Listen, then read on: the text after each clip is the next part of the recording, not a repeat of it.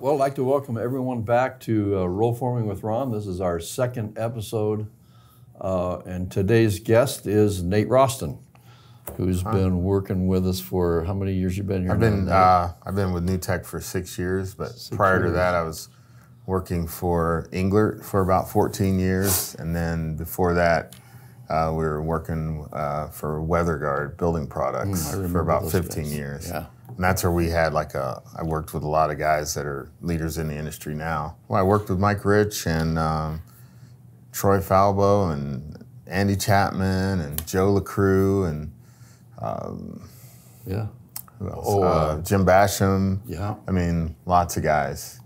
Jim Schaefer was there for a little while, and Bruce Pearson was there. I mean, there was a lot of people that we worked with. At that place. And Bruce. But that turned into one of the premier places in Denver, man. It did for a long time, and then, you know, they sold out to a larger company, and they decided to do something different. So but yeah, that was a lot of fun. I learned a lot from Mike.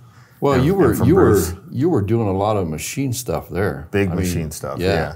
So that was pretty much my background, is all the factory machines, like the Artos downspout machines and the Roussel punch presses, and then we designed and built a lot of specialty flashing machines, and we would take some machines from you know, sales or auctions and fabricate them and refurbish them and put shears on them and run out stands and make different types of flashing that you see guys making on the breast brake today. So right. It's kind of cool being able to do that so many years ago and then see that still being made by hand. You know, we were doing that Rollforming. I don't know where all that equipment is though, but anyway. But yeah, I did that for a long time. Went from folding to Rollforming. Yeah, well, we went from folding to Rollforming, and you know, now it's more specialty with the metal roofing. You see a lot of shears and brakes, and like every shop you go to, they've got either a Schechtel or Raz or Roper Whitney brake and a shear. And just so everyone knows, Nate's been traveling around the country working on all kinds of equipment for what, 20 years? At least, yeah, about 23 years. Yeah, so he's got a lot of knowledge, not only for New Tech, but a lot of the stuff that's out there that most people, you know, are familiar with in this industry. So sweet. Yeah. So. All right. Well, it's your show, so I'm not gonna lead you to the next subject. You may have to. Oh, okay. So I think you wanted to talk about the history of Rollforming. Yeah. So let's do that. Well, anyway, funny you should bring up Ewald, because when I was at Watertight, which was in the '80s, we were. He approached us, and I actually started building his panel machines for him. Okay. So we built his machines for 4 or 5 years. Wow. And shipped them to him. Really? Yeah. Interesting. Yeah. Okay. So that would have been how long ago? Geez, well, that was in the, like I said, probably mid '80s when we did that. Okay. So what, 30? What is that? 15 and 23 is what? 38 years ago. Well, mid '80s. Well. Yeah. Let's say in the it'd be 40 years. Yeah. 83. Yeah. Wow. So that's cool. Yeah, we did downspout machines. We did elbow machines. From Watertight? Wow. Yeah. Was the downspout machine like the Knutson? Remember the Knutson made one? Yeah, and that was a little different than that. Yeah. It was like a long, you know, version of what Knutson would make for a machine. It was pretty slow, but you know. We used it to make elbow blanks. We put a shear on it. In fact, I think I saw a picture of you operating that machine somewhere. Probably. Yeah. Yeah, I didn't realize they were taking pictures because Mike sent me that picture from I've seen that 30 years ago. Maybe it was maybe it was when I was in Mike's office. He might have had that on a wall or something. Oh, that would be cool. Yeah. Well, let's just say it was on the wall. Yeah, why not? Nobody knows. Sweet. Yeah, this is we're telling this story, right? So. Yeah. So, so I looked at that, and then yesterday we were talking about the Knutson somewhat version of that. And I don't know, you know, like when the first one was, but they were all kind of similar to what you see today. Oh yeah, absolutely. And the little bitty machines that Schlebach makes, which is interesting to me, like how, you know, how we transpired. How did we skip that? Yeah. You know, like why? And we've talked about making one because the one I saw on the internet, it looked like you could adjust the width a little bit, like there was a crank. There is, and both sides move. Yeah. Yeah. Almost. There's a lot of those out there. There's a lot of European machines like that. And you probably know the answer. So is ESE affiliated with Rollformer? No. Not at all? Okay. Because when I look at their machines, you would think they came from the same factory. Yeah, they look very similar. And they're both in Pennsylvania. Yeah, the difference is that the Rollforming machine has the shafts that go all the way across. Yeah, ESE, I'm not that familiar with ESE, to be honest with you. I've worked on a couple, even recently up in Phoenix for custom built. They had an ESE machine, and they don't make pan formers anymore, at least that's what they call them. I think all he does now is seamers. They still do the seamer? And clip makers and that kind of stuff. I got you, and the hand seamer. And hand seamers. Okay. Yeah. Interesting. Yeah. In fact, we may still be buying hand seamers. We are. Yeah. They still have that molded. Yeah, that's like gold color. Yep. Yeah, I've seen those. That's what we send with every inch or inch and a half. Yep. Any mechanical seam profile is going to get one of those. Right. So I'd keep making them too. Well, I can just sell them without having to advertise or anything. Just here, how many you need? Well, we made our own for a while. New Tech. I remember that. And they were like little short guys, and they were more expensive than Ewald's were when we were buying them from him. So we just switched back to Ewald's. Okay. He made a really nice little hand seamer. I think so. You know, the finish on them didn't mar the material and all that kind of stuff. So he put a lot of work into those. Which that was a huge issue, I think, even with because the German ones, first thing the guys do is put tape on them. Yeah, yeah. It's like, well, if you got to put tape on them, something's wrong. Something's wrong. Right off the bat. Like, oh, let me get some tape, and I put tape on it for a brand new set. Right. That's interesting. Yeah. So, yeah. So there's a machine out there that I did at Watertight, or actually at job site, excuse me. Panel machine? Oh, panel machine. This little, remember we were talking about this, and I found this manual last night at home. But this was, I don't know if you guys can see that, but this is a belt drive machine that had two belts that were, I think there were 20-foot long belts. Wow. And there was a top one and a bottom one. And they were both driven? And they were both driven. And they had like a half a turn of pressure against them. And you had little idler rollers in the piddle to hold them together.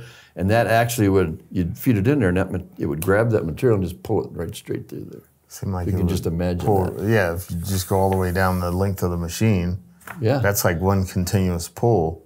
Right. Like like a one long drive roller, so there's really no slipping, no moving, no nothing. As long as you fed it in there straight, if you fed it in crooked, you're in trouble. You were in trouble. I could see that. Yeah.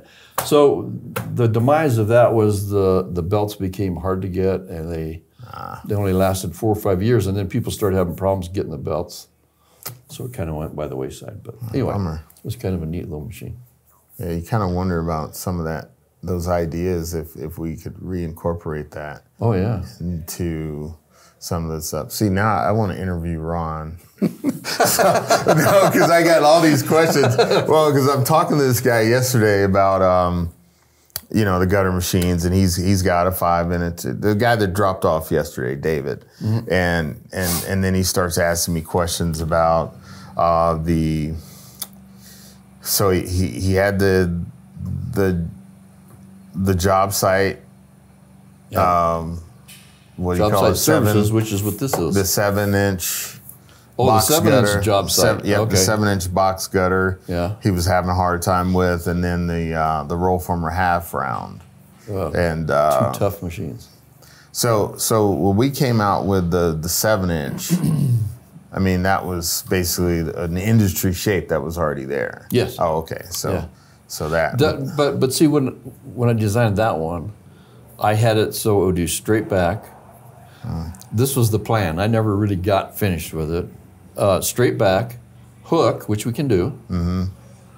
3-inch back flange, which we have trouble doing, but we did a couple of them and got them to work. Well, it seemed like we should at some point get one of them over here and take a crack at it. We're going to, I think we could. And then it had a 1-inch inside flange. I would just, yeah. For metal building, so you just shove it up right underneath there. Now that we can still do, right? No, we can't do that one yet either. So that seemed like that would be a popular one. It would, if we come up with it. But I had, I designed the shear so it would accept all of that stuff. So if you look at the shear, you can see all the cutouts in it. That's why people ask all the time. They're like, okay, I see that it has the angle for the back flange. Yeah. Where's the back flange at? Okay. Yeah. And then there's a slot for the 1-inch inside. Oh, so one this way. One this way, one that way, and then one straight up. Back and hook. Nice. So.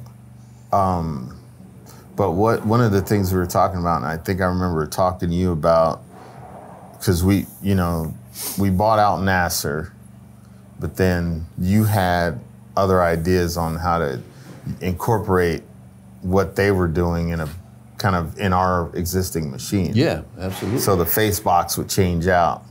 Is that something that we're considering doing, or that machine was designed when I designed it, that you could change the profile. So you could do like a straight. You've seen straight face gutter. Yeah, fascia type. Like the custom built one we did. Yeah. Out of a 5-inch, make a flat face 5-inch gutter. Oh yeah. Or a flat face 6-inch, right? Mm-hmm.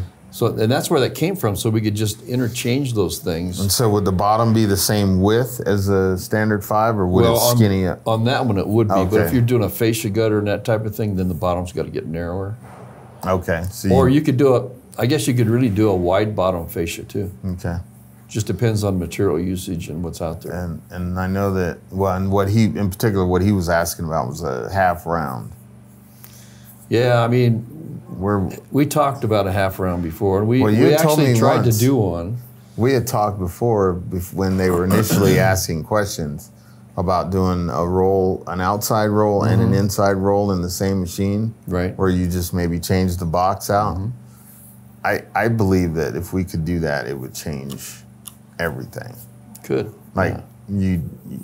No one else would buy another half round. That would be the only machine. If we could make one that worked the way it's supposed to. That's a tough machine. That's the key. Half round's a tough machine. Well, yeah, because it has to be, there's not a whole lot of shape there are to no it. corners to grab hold of and, to keep it guiding through there. It's all curves. Interesting. So it's a tough machine to do. So, they've come up with the head up on there, instead of making it a curl, make it so it'll accept a 5-inch hanger, for example. Yeah, that's so what. You can use standard hangers. He didn't like that. Yeah. Because I think he bought a Perry Steel machine, or no. He has a KWM half round. Yeah, he told me about that. He's had a lot of problems with it. Yeah. Okay, and I don't think it likes to run steel. No. But he mentioned the Perry Steel that Schaefer has that has the kind of the square looking top.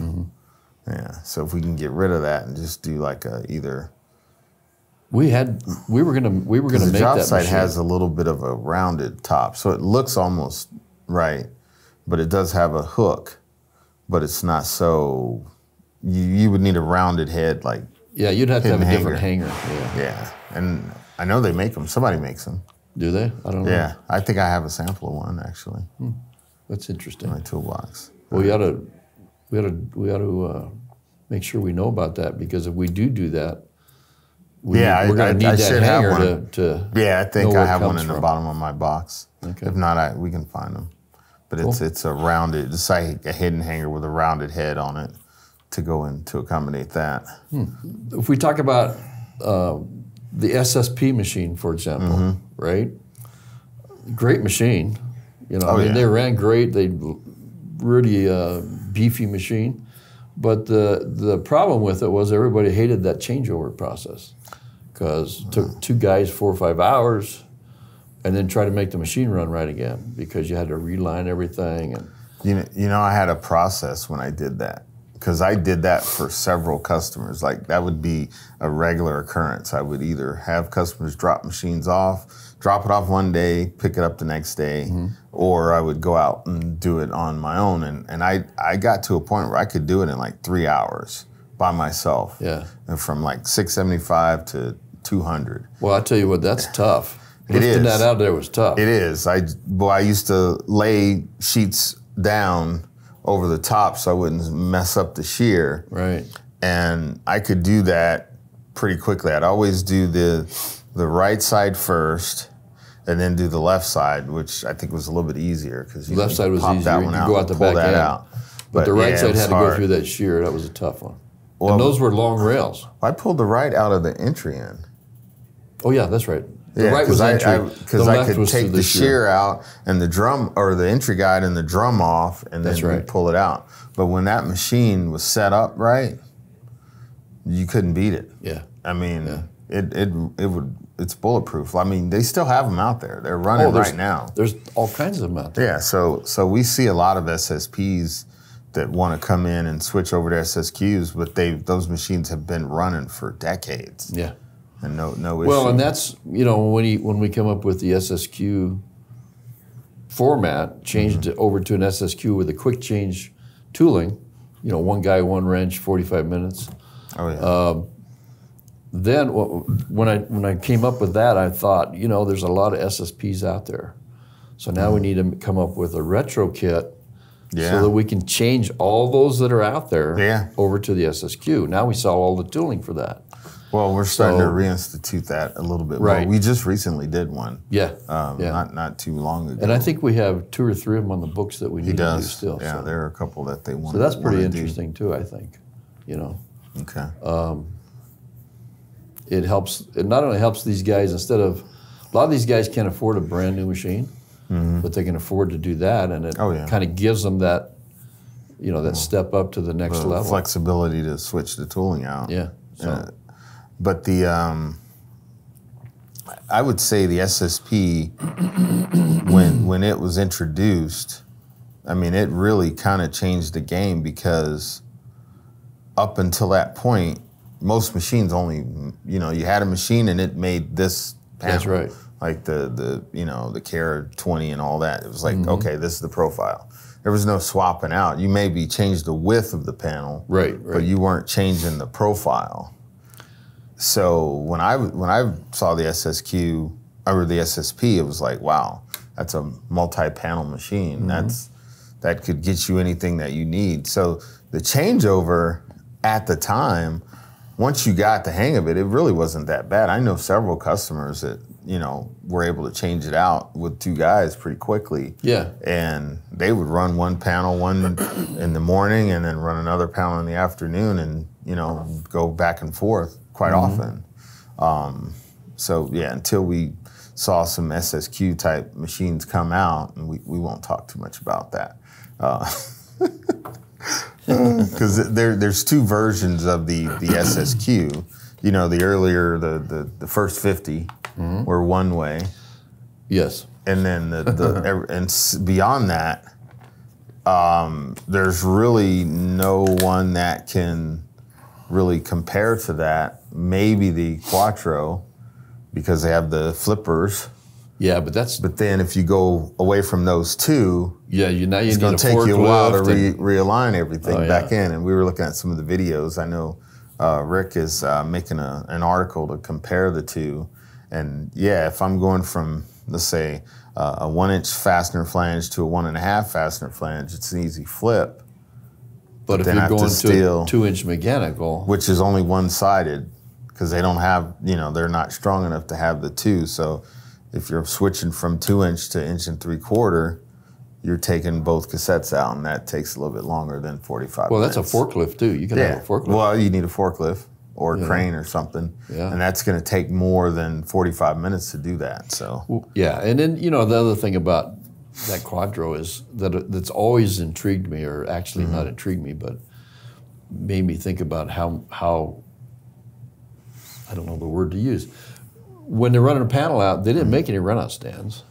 No. And you see videos of guys running that, and they're actually having to hold that panel as it's coming out. Yeah, I never understood. Well, there's no place to attach it. No, it's just. I mean, some of the older ones, I think you would see an opening, but there's no, like a Zimmerman has the or no, that was a Knudsen. The Zimmerman has the poles too, right? Yeah. So it has the poles, that you can attach to it. At least have something for it to run out on. But the Quattro, I didn't see any of that. I don't see them in any of their videos. No. So and I don't believe they had. I don't believe they had a real stand on them either. Oh, above, no, nothing over the top. It was always from a standalone feeding in, so you had to have a little more footprint. Right, and alignment became critical.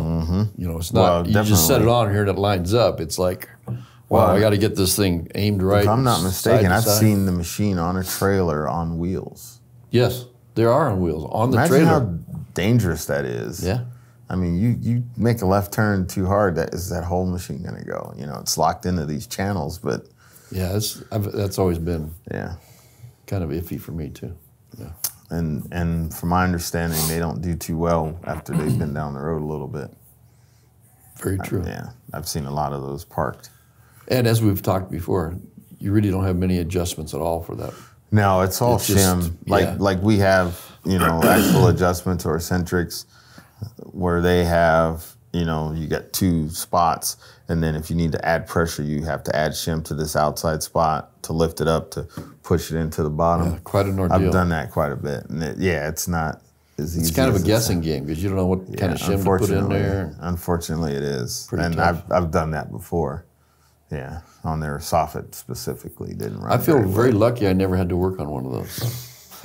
Well, I mean, when I was with Englert, that was one of the things that we did was, we didn't sell many Quattros, if any. We would sell the curver, and the seamer, but we didn't sell any of their, like we would sell Nutex, and then once they came out with the Englert machine, we were selling that instead. But that whole time, it was mainly whatever the customer had, and that's what we work on. Yeah. And that's how we got to a point where, a lot of the guys would work on whatever was out there. So. Well, that brings up a question I have for you. Interchangeable parts between Nutec and Englert, gutter and panel. Not very many. That's what I thought. Their stuff's all metric. Yeah, everything is metric. Bearings included. Yeah? Yeah, yeah, everything is,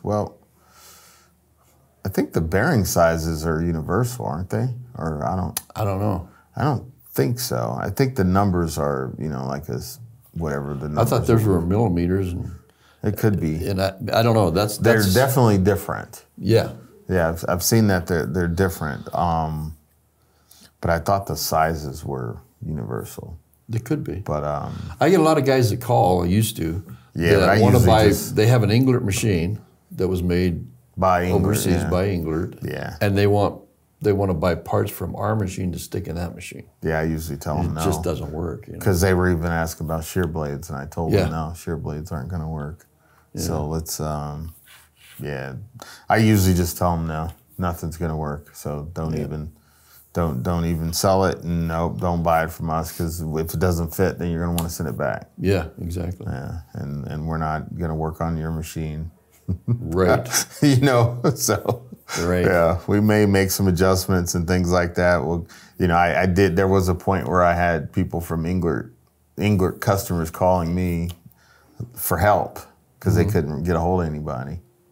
Yeah. But we'll see how that goes. So let's get back to the Englert panel machine. That #1 left rail. It had a mechanism in it. Well, in between the two. Yeah. Yeah. So it was basically where the crank to move the tooling in and out was linked into the left #1 rail, and then there was a coupler in between that you'd have to separate. That was on the Acme shaft, or?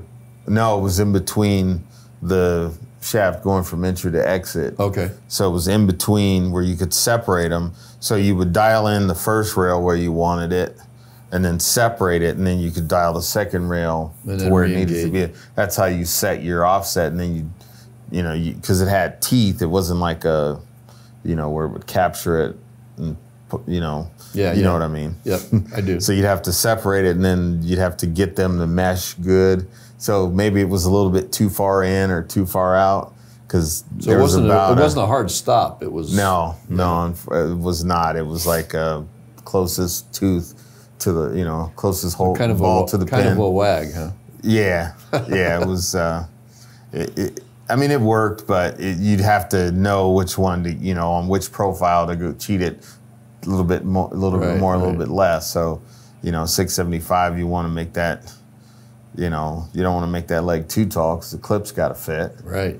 So or too short, either one. Yeah, too short, then it's moving around. So you would add that material to that bottom leg, not too much, otherwise it doesn't snap. So that to me, that's for the customer, that's a nightmare. Yeah, and I don't know whether it was a 16th or a 32nd, but it just, when you try to be precise with things, you want to be able to go right on and not have to guess one way or another. So I'd say a quarter turn, it's a lot to me, on an SSP. Absolutely. or an SS, whatever, multi-profile. Multi-profile. It's called an MPL. Multi-profile. Well, we call it a metal man, basically. Oh, yeah. That's what everybody calls it, metal man. Yeah. It's the Englert metal man, but the official model was the MPL. Not sure what the L was for, but they call it the multi-panel. Interesting. I don't know. So they still make that same machine today, yeah? Today. Well, and just from talking to some of the guys that were there, that friends of mine, and they said the one difference between the two was, even if they were equal at some point, the New Tech or the Englert machine has never evolved. Yeah, it's just as where the Englert or the New Tech machine has evolved. I mean, every day we're looking at making improvements and changes to adapt, and that's the one difference. And I was trying to explain that to Gabby, is like, look at what you have. And so we've got engineers at New Tech in-house at our Hermosillo facility that are constantly looking to improve the product that we sell. And we've got a service department, that's giving feedback, and a sales department that's, giving feedback, and, obviously, and everybody else, the manufacturing. Whereas the Englert setup is where you have the people in Jersey, they're buying a product. Right. It's not, the company that they have make that machine makes other machines similar to that machine. They just can't sell them in the U.S. So RSM, who's the manufacturer, like when we went to Batamat to look at some of the equipment, you could tell that was the RSM machine, because just the way it was designed. Similar. Yeah. And so they're buying a product. Right. They don't own that company. That's a huge difference. And those engineers don't work for them. Right, right. That's why nothing changes. So, well, but they would see, and here's the thing, they would make changes, but some of those changes were economical. Oh. So we being Englert, saw they changed the wall thickness of the gutter machine. I think they've since changed it back. You're talking about the tubing? Yeah, the tubing, yeah. So they went to light gauge tubing. They went to a light gauge tubing, and then we started seeing customers lose rails or cradles. And then why is that happening? Well, because there's nothing to hold on to. Yeah, you put a weld on there, you're actually cutting into it. And I don't know, I don't think they did that for very long, but there was a time where they went to a thin wall tubing for the gutter machine, and next thing you know, you're losing just ripping off of it. Yeah, you're losing uprights off of the machine going around the corner. That's scary. Yeah, but so they don't have any control over that. You don't have sales people or service people or engineers in-house to say this isn't going to work, or let's do it this way instead of that way. Or we've tried that before and that doesn't work, so we're not doing that. Well, and that's that's one of the differences. Yeah, I mean, that's a huge difference when you think about what we've done here. We started from scratch basically, and built we're an OEM manufacturer. We're not buying, we're not buying stuff from people other than the parts, bearings, and stuff like that. But we're manufacturing our own product and selling it. So, well, and that's one of the huge selling points of a NewTek machine is, and when I would walk people through it, because, this is made in Mexico. No, it's assembled in Mexico by our employees. Right. This isn't a company that we've, brought on to do some of the work for us. These are NewTek employees in a NewTek facility, employed by NewTek, and those engineers interact with our engineers. Yep. And their manufacturing interacts with our manufacturing, including accounting as well. So these are people that are integrated into us as one company, not just some company that we brought in and got them doing that for us. I'd like to thank Nate for being on my show today, my podcast. Did a great job, appreciate it. So all you folks out there, go to newtekmachinery.com. You can see our videos there. And we'll see you next time on podcast number 3. All right. Thank you. Thanks for having me. Sure.